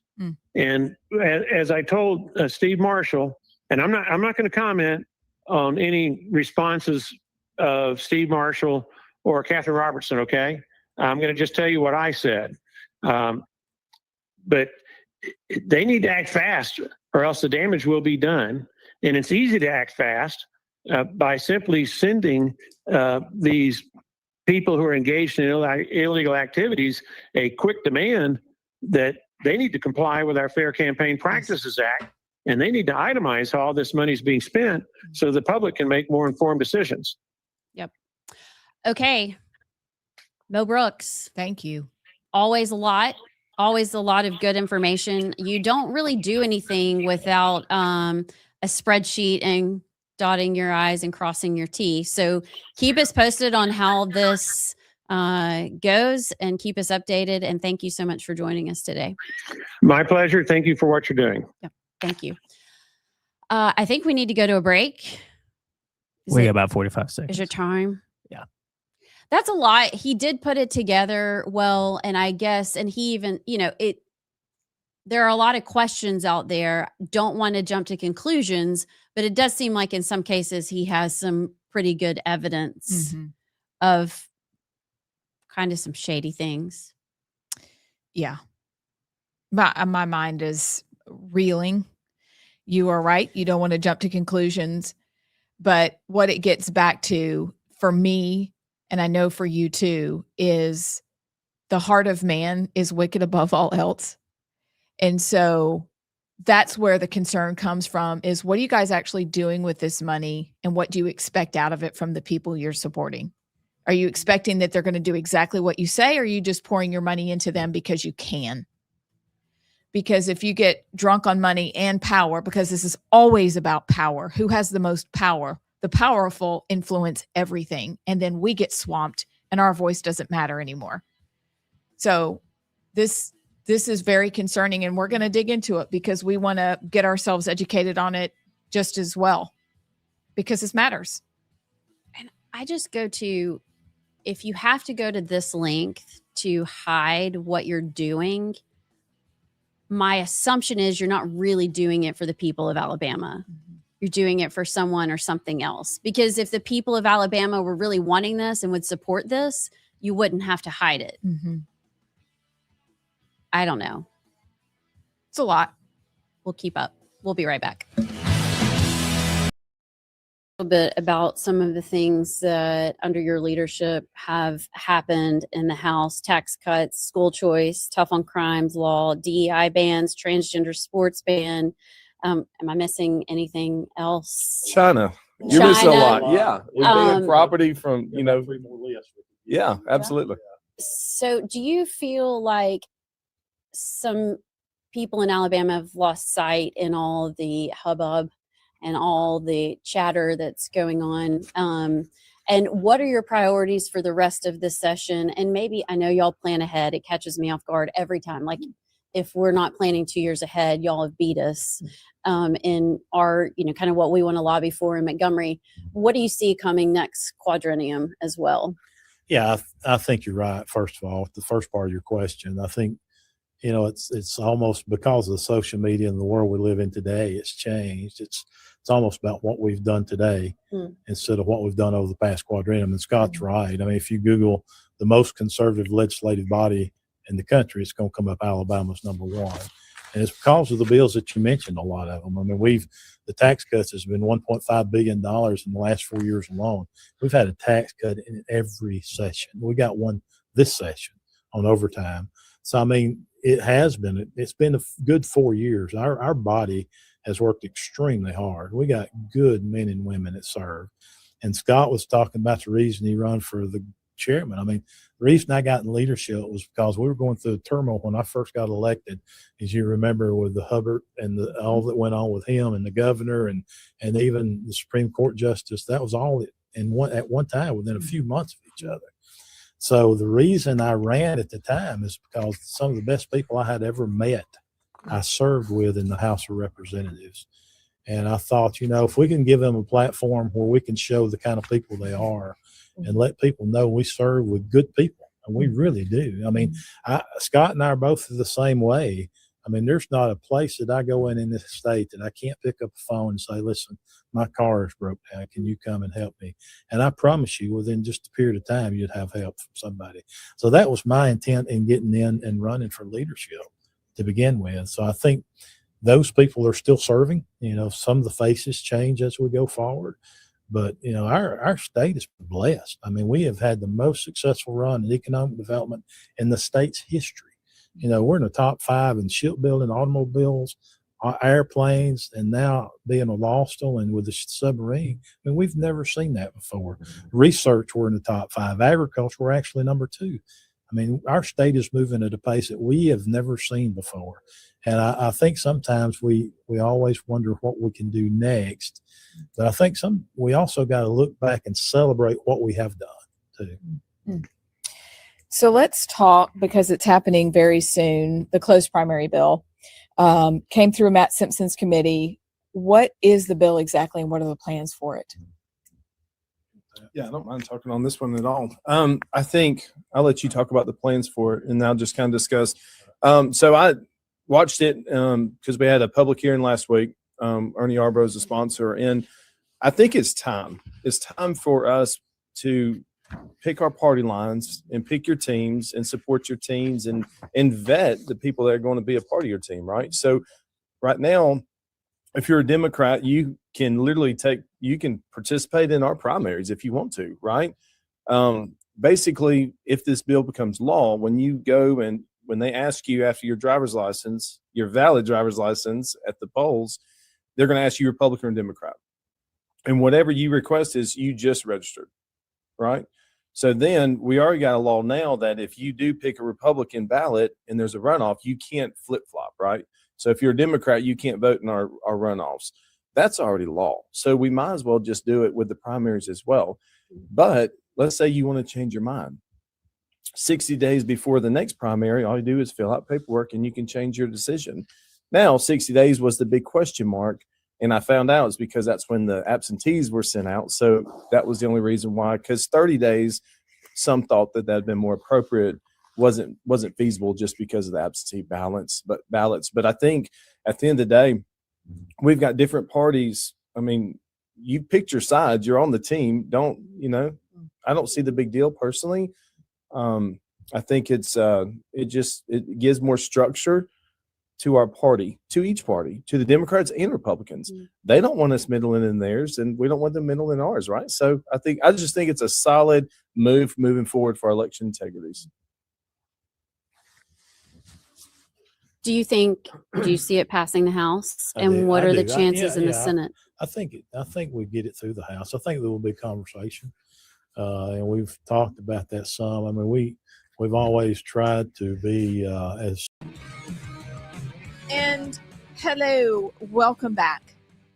I'm Amy Beth. She's Allison. He's JP. We're the Right Side, wrapping up a hard-hitting interview with Mo Brooks. You guys, I mean, this week in interviews, this has been wild. And think about next week too. I know. Girl. Senator Tuberville yesterday was so great. And a lot of our clips, even the left is picking up on our clips and commenting, which means you're winning. And then today, I'm sweating. Mo Brooks, that's a lot. That's a lot of information. And you pointed this out in the break, so we would be remiss not to do this. But there are two tracks that he was talking about. One, sports betting. Two, not really sure where all that money is going, but it's worth looking into. As a former candidate, it is worth looking into. And you can go dig into the receipts that he brought. It matters. It matters. Yeah. I mean, the two tracks. One is you don't like gambling, but people are giving money from gambling people to candidates. Mm-hmm. That's not illegal. Right. You might not like it, but that's not illegal. Now, if you're dumping $26 million into a state and you're not following the guidelines and you're trying to hide things, well, that's illegal and shady and weird. One, you just don't like. Mm-hmm. One is like, oh, shoot. Better go back and look at your calendar or something. Apparently, the second of each month is kind of a big deal. So write it down. But yeah, Tuberville and then Mo Brooks. I don't think we have anybody tomorrow, but y'all, next week is going to be awesome. On Monday, we have U.S. Senate candidate Rodney Walker, who is just such a great person. Mm-hmm. Is he in studio? I don't know if he's... He'll be on StreamYard. StreamYard? Okay. StreamYard. He's great. Tuesday, we have Speaker of the House, Nathaniel Ledbetter. Tuesday. And then Thursday, we have Catherine Engelbrecht. You might remember her from True the Vote and all the election integrity work. She's basically the godmother of election integrity because she's been around for so long. But we're also going to chat with her about a couple of things. Fair? A friend of ours who's been in the news lately. So we're going to talk about it. And that's just for next week. Like this is off the chain. We also have three new segments, 3 new contributors coming up that we will not disclose yet, but y'all are going to love it. People that will regularly be joining the program. Lots happening. It's going to be fun. They're going to go under the heading, The Regulars. The reg. El Regulars. I love it. Some more merch opportunities, JP. I just am saying. The But- Regulars is like a gang name. It is a gang name. Is it a legit gang? No. I'm saying that'd be oh. like we're the Regulars. We are the Regulars. I just went to Regulators Mount Up. Regular. That's going to be it. That can be our button. What? The It's Regulars? going to say,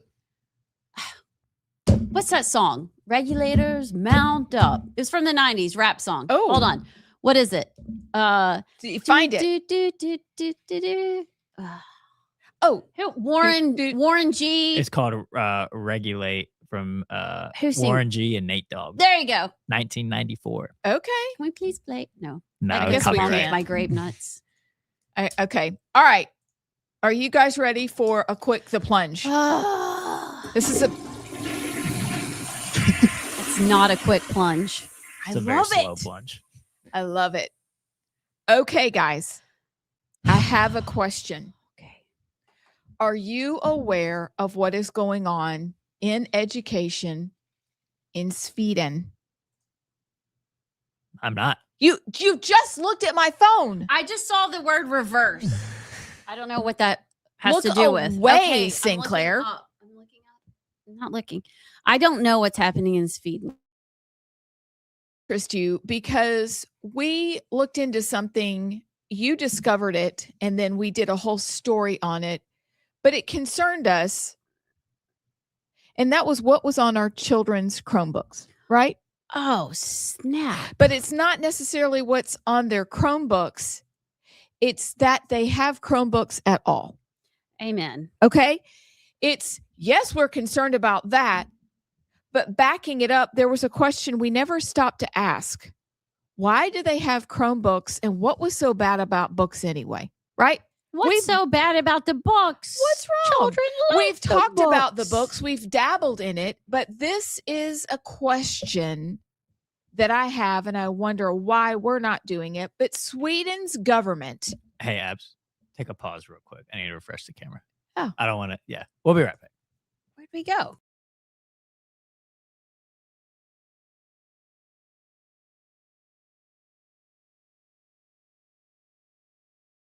Drone above us right now. Okay, we're It's back. happening. All right. Y'all, Sweden's government, this is according to the BBC, and I've got 3 little tidbits about education, but this is a big one. Sweden's government has championed a renewed focus on physical books, paper, and pens in the classroom designed to reverse failing literacy levels. JP, come on.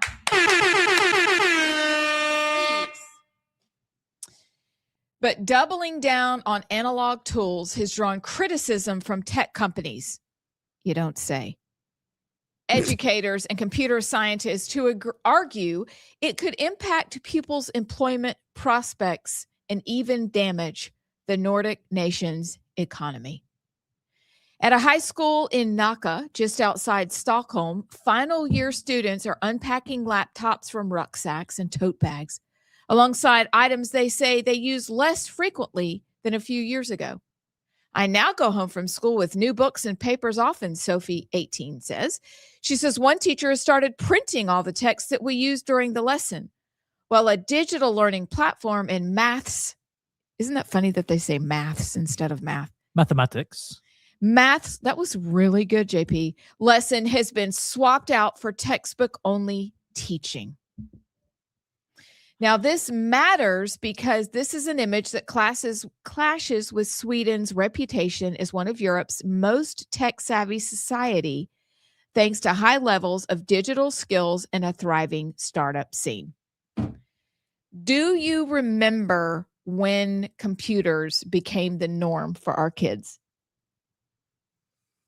Do you remember, JP, did you ever have textbook only, or did you always have a Chromebook or an iPad? No, I lived the transition. I was in like 4th grade, I think, Yeah, when that's what I'm thinking. when they introduced Chromebooks. But yeah, kindergarten up to 4th or 5th grade for me was normal straight textbooks. We brought our books home. We did our homework via actual books, and then we go down to the computer lab and have like computer hour. But then that was it. But I actually remember the first day of school when they walked in with all these Chromebooks and handed them out and said, you can take these home. Here's your name on each of them and the whole thing. And yeah, I remember a pre-Chromebook briefly era, and I actually preferred that a lot more because it's just so much of an unnecessary hassle that also opened the door for a lot of other stuff. Mm-hmm. And do you remember when our kids? Yeah, because Connor is JP's age. And I remember, well, little known fact about me, I was the PTO president of Oak Mountain Middle School for like 4 years, which is hysterical because that's just not me. That is funny. I actually did a really good job. But I remember it being such a big deal when we got funding. Indian Springs funded, you remember the carts of iPads and computers. You couldn't take them home, but you had these carts that they would roll into the classroom. And that's when Connor was in middle school. And it was just kind of starting his 4th, 5th grade year, which would have been when you were there too. So I hate it though. I hate it, hate it, hate it, hate it, hate it, hate it, hate it. Alabama legislators, if you're listening, please just ditch it. And then you go back to all the crap that is, I don't know if you're done. I don't want to, I just, I could get going on No, this. well, I know. And that's why I saw the story probably yesterday, maybe even the day before, and it's starting to circulate on the socials. But it's an important story because it's one that we need to consider here. I remember Emmy was in the 7th grade and she was so excited to get her iPad. The school that they attended was a Mac school. And so that's what they got. But think about what that's done to their brain. They don't know how to write in cursive anymore. If you write something in cursive, you might as well be writing in Swiss. Like you might as well. I was actually taught cursive though. Okay, good. Oh, that's good. Because the cursive that our kids were taught was an abbreviated cursive, kind of like the books that they read, the No Fear Shakespeare, where it barely delves into the concept and all they do is just a little tidbit dive into Shakespeare and they don't read the whole book or they have their wonderful teacher read it to them. But the learning has also apparently, according to the BBC article, and they're just now investigating this, affecting a child's ability to process information versus the thousands-year-old written word that they have to process and talk through. So there's that. Then we're seeing an increase, and we've talked about this in the show, in mental health issues. We are talking about an increase in distractibility. There's that. There is the ability to become addicted to a screen. And so you're missing the whole outside world because you're glued to this. And that may be one of the reasons why we're in a world of hurt with kids today, because we've given them something we thought would help.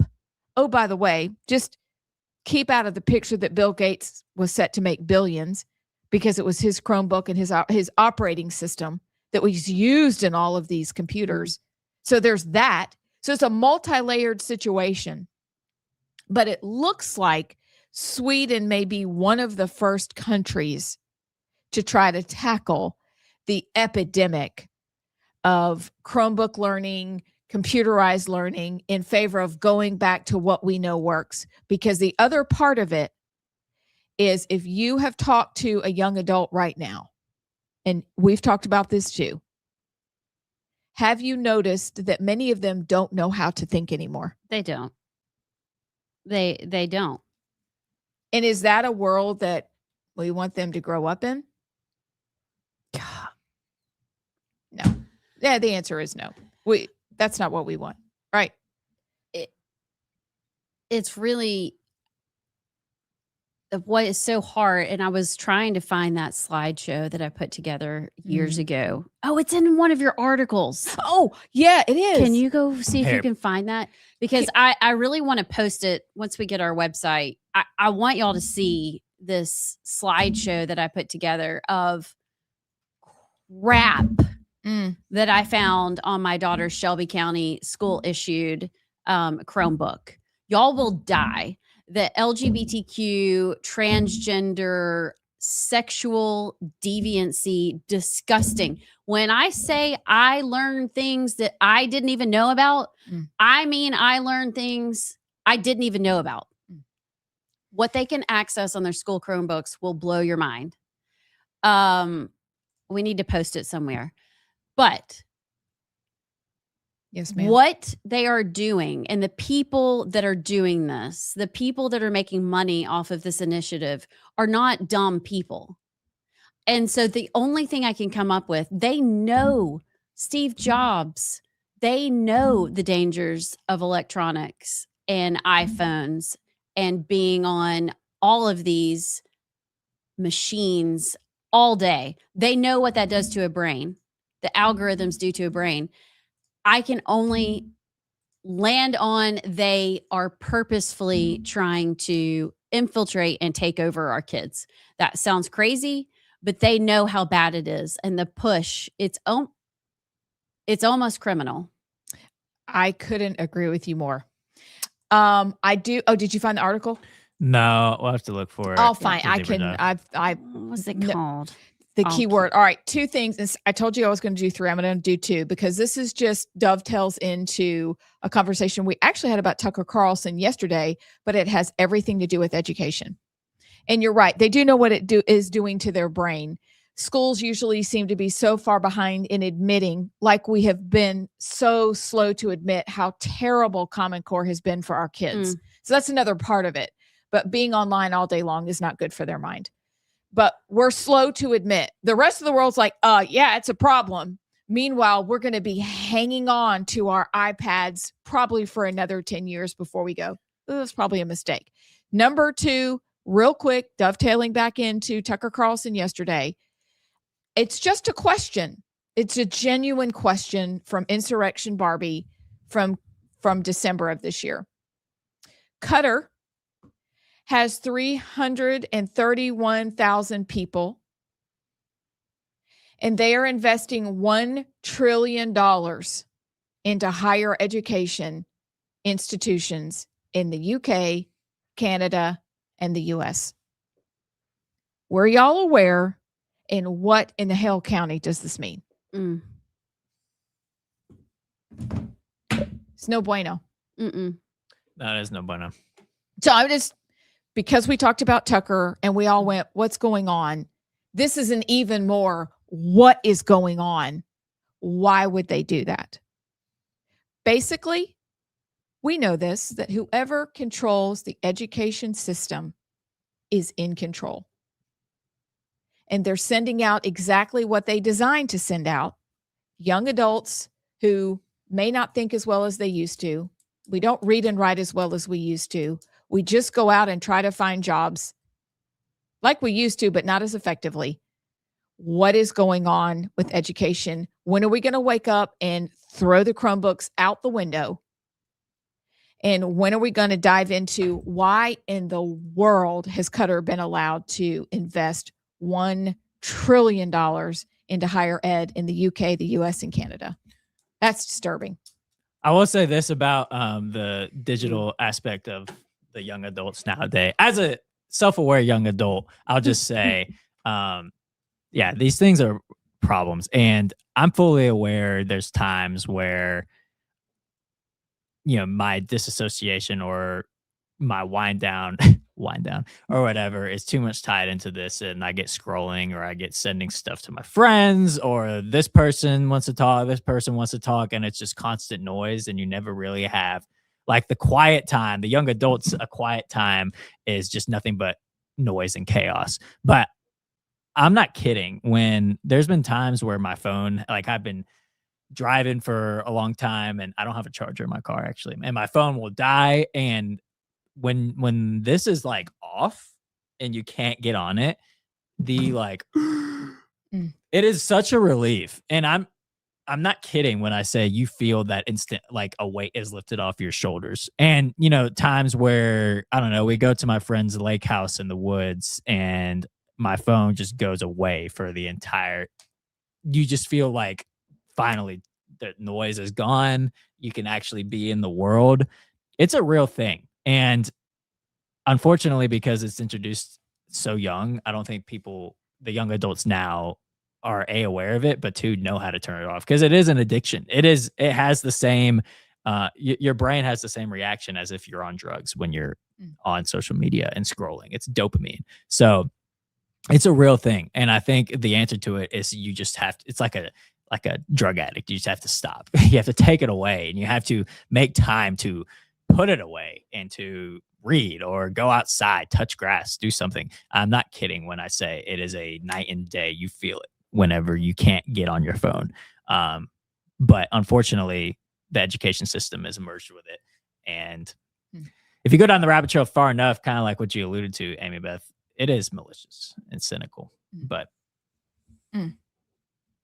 there you go, guys. But it's up to us. We can change it. But wow, like who knew it was not? I don't know. We're handing them a device that's going to addict them for life. And that is criminal. But here's the other aspect of it. The answer would be, well, this is the world we live in. We might as well equip them on how to work with technology, how to do. And there's that aspect of it too. But I don't think they should be taking them home. I don't think there needs to be constraints. But that would be their answer of we got to teach them how to be prepared in the world of technology. It's the world we operate in. It doesn't have to be, though. It doesn't, because quite simply, to put a period on it, is this. If you teach kids how to think, not what to think, they will be prepared to do anything. And that's what, in my opinion, we need to get back to. It's really simple. It's just we don't want to do it. We don't.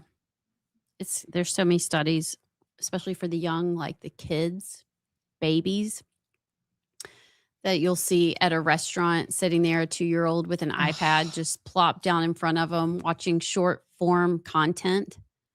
And what it literally restructures their brains. And it's so sad. Not that we get a pass. We didn't know. It's kind of like the vaccine stuff. We didn't know. We should have, and we didn't. Now there's kind of no excuse. Like, how damaging this is. If I could go back and change so many of these things, y'all, I would. But when it is being pushed by the people you're supposed to trust in your school system and the leaders and the people that your kids look up to, it just seems really sinister. It does. Well, JP. So fun. It's delightful. Do you have some would you rathers for us? Or do you want to quickly touch on the withholdings that Scott Bissett was talking about? I don't have much to say about that, but he did say everybody needs to go change their W. What are you laughing at? Would you rather? Sorry. Go ahead. Okay. Everybody needs to go change your W-4 so you can bring home more money in 2026. Yes. There's not much to say, except is he telling us that they're going to do away with the IRS? Like, why do you? That's antithetical to what a lot of people do, because they don't want to have to owe a ton of money at the end of the year.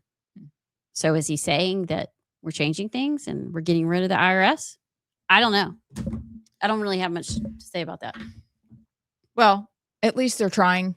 And you know what? It may develop overnight, so maybe we can bring this up tomorrow. But just a reminder, the income tax used to be unconstitutional. We worked off of a system of tariffs. And then I believe, in 1913? Woodrow Wilson. I believe it was 1917. 1917. We decided we needed it. Well, 1917 was the central bank. Yeah, he was a great Which was wonderful. The central bank. The Federal Reserve. The Federal Reserve. Yeah. Great. That's the book that Chris and I are about to start reading. Do it. For our CP and AB reading club. If y'all want to join it, let me know. That's cute. We're such empty nesters. That's really cute. But anyway, so we didn't have it. It was ruled unconstitutional until they decided we needed it. I do pray that reforms will come, and they will come quickly. Who knows? And Tommy Tuberville yesterday said he supported getting rid of the income tax in the state too. Maybe we're going to be winning. Yes, please. All right, we got 5 funny would you rathers that we're going to do. 5? That's a lot. Okay, we'll be fast. Lightning okay. round. All right. Would you rather have spaghetti for hair or pancakes for feet? Spaghetti for hair. Spaghetti for hair. Pancakes would be hard to walk on. Yeah, they might melt away after a while. Would you rather sneeze glitter or cry jelly? Sneeze glitter. Cry jelly. Everything. Because at least you could just You have a snack. You could eat it. Glitter gives me anxiety because it never goes away. So I'm gonna have to go with jelly. Can you imagine if Allison sneezed glitter? It would be I mean, we would Everywhere. stay glittered up every day. Would you rather walk like a robot or move like a sloth for a day? Oh, I love doing the robot. Walk like a robot. Cluck like a chicken whenever someone says your name, or be called the wrong name forever. Since I'm already called the wrong name often, that I'm clucking. Enter rooms backwards or always have to somersault out. Somersault out, of course. That'd be so sick. Can y'all still do a cartwheel? Yeah. I can do it. Yeah. Yeah. Can you do a cartwheel? Y'all, we had a whole thing at the lake house one time. It took me 28 minutes to do a cartwheel. Like, my body will not do a cartwheel. We might need to practice it. You know how we need to video the cartwheel when we get out of the studio today. You know how sick that would be? It was like, anyways, I'll catch you later. It'd be awesome. Can you moonwalk backwards? Because that would be cool. I don't know if I can, actually. Otherwise, I'm going somersault. Well, what would you guys do? Let us know. And we'll talk about it tomorrow on Freedom Friday. Friday with friends. It's going to be awesome. Friday with friends. All right. It was a doozy, but it was fun. It actually was a lot of fun. Y'all make it fun. Thanks for joining us. We will see y'all tomorrow on the right side.